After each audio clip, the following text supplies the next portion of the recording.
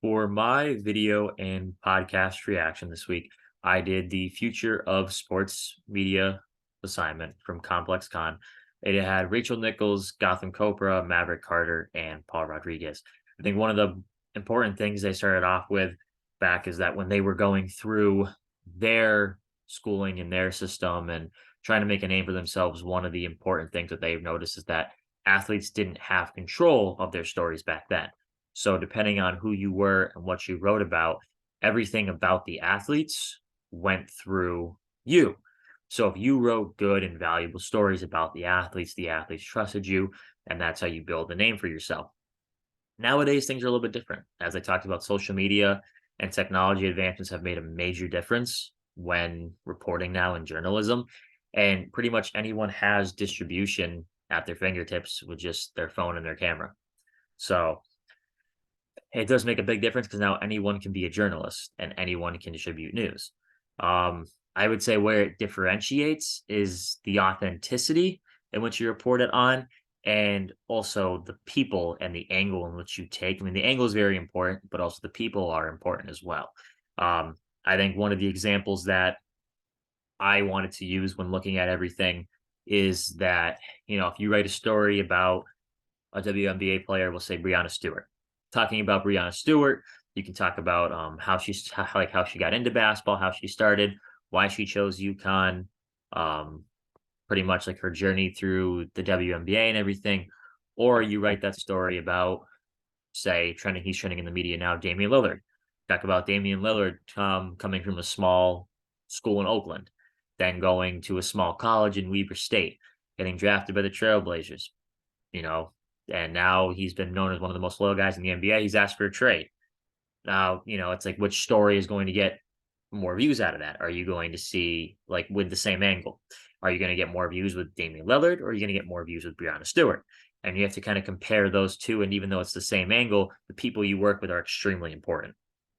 Um, I would also say painting the whole picture is also super important as well.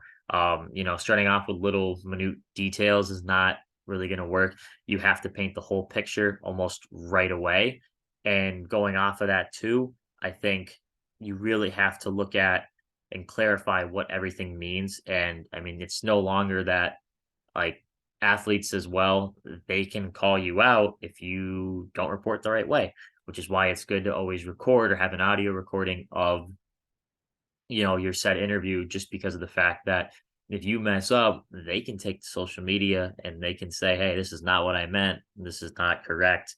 It also goes hand in hand and now with a lot of these guys too in different sports when they find out that there have been rumors that came out, trade rumors, etc. These things haven't even been told by them yet, and it's already been out in the media.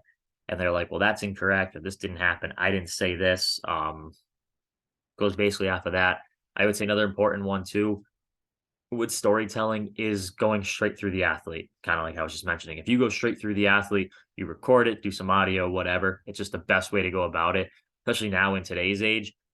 Any sort of athlete can basically push you in the media if they like how you report on them. And just with the way everything in social media, you can grow so fast. I will say, playing a little bit of devil's advocate, I do like how in the podcast, they mentioned how they set up for different interviews and different things like that. So when they talked about LeBron going to Miami and LeBron going back to Cleveland, they talked about, how he went back and how they did the stories and everything. They also talked about Chris Bosh going to Miami and his whole journey in the NBA. But one thing I didn't like was how they just mentioned it. They didn't go into detail about how it was set up, like how long these interviews took, why it took this long. Um, and basically like how the whole setup was. Like, did LeBron or so ever know the questions beforehand? Were these just straight off the rip? Like, what was happening in these situations? It would have liked to be known. I mean, it would have liked to know how they went about that.